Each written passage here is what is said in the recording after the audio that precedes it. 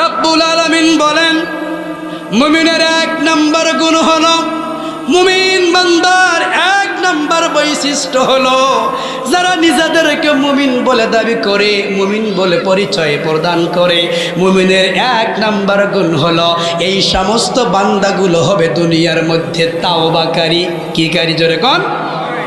মুমিনের গুণাগুণ অনেক রয়েছে, এর মধ্যে এক নম্বর অন্যতম বৈশিষ্ট্য হলো মুমিন বান্দারা তাওবাকারী হবে। অপরাধ করবে, অপরাধ করবার পরে পরে আল্লাহর কাছে যাই নামাজে গিয়ে এই কপাল নামক এই কলমটা মাটির মধ্যে লুটিয়ে দিয়ে আল্লাহর কুদরতি পায়ে সেজদা দিয়ে দুফোঁটা চোখের পানি ছেড়ে দিয়ে আল্লাহ পাকের কাছে ক্রন্দন করবে আর বলবে, রব্বুল আলামিন, আয় আল্লাহ তাআলা, না বুঝে গুনাহ করেছি, না বুঝে অপরাধ করেছি, ওগো আল্লাহ, ওই সময় তো বুঝতে পারি নাই, শয়তান আমাকে বড় ওয়াসওয়াসা দিয়েছে, শয়তান আমাকে বড় কুমন্ত্রণা দিয়েছে।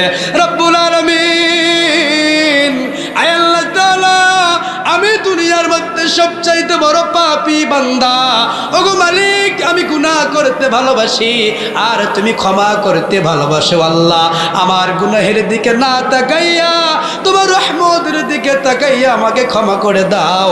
আমার ভাইরা, যখন কোনো বান্দা তাহাজ্জুদের নামাজের ওক্তে দুনিয়ার মানুষগুলো ঘুমিয়ে পড়বে, দুনিয়ার দোকানপাট অফিস আদালতগুলো বন্ধ হয়ে যাবে, রাত যত গভীর হয় দুনিয়ার মিল ফ্যাক্টরি দোকানপাট সবগুলো বন্ধ হয়ে যায়, কিন্তু আমার আল্লাহর তাওবার দরজা উন্মুক্ত হয়ে যায়। ঠিক কিনা?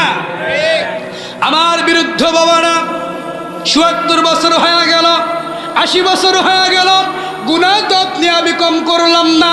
আমার কলেজের টুকরা যুবকরা রে, গুনাহ তো আমরা কম করলাম না। একটা বার আপনি যাই নামাজে দাঁড়িয়ে যান, দুনিয়ার মানুষগুলো ঘুমিয়ে পড়েছে, নিস্তব্ধ হয়েছে, কোনো চেঁচামেচি নেই, পক্ষীগুলো ঘুমিয়ে পড়েছে, রাত গভীর হয়ে গিয়েছে। ঠান্ডা পানি দিয়ে আপনি ওযু বানান, ওযু বানাবার পরে ওই তাহাজ্জুদের যাই নামাজে আপনি দাঁড়িয়ে যান, এরপরে আপনার গুনার কথাগুলো আপনি স্মরণ করেন, সেজদাতে মাথাটা লুটিয়ে দিয়ে চোখের পানিগুলো ছেড়ে দিয়ে আপনি কাঁদেন, দেখবেন এর মতো মজা, এর মতো শান্তি পৃথিবীতে আর কোথাও নাই। কথা বলেন ঠিক কিনা? এরপরে মুমিন বান্দার ২ নম্বর গুণ হলো, মুমিন বান্দার ২ নম্বর বৈশিষ্ট্য হলো, আল্লাহ পাক বলছেন, আল আবিদুন, মুমিন বান্দার ২ নম্বর গুণ হলো এই সমস্ত বান্দাগুলো ইবাদতকারী হবে। কি কারী হবে?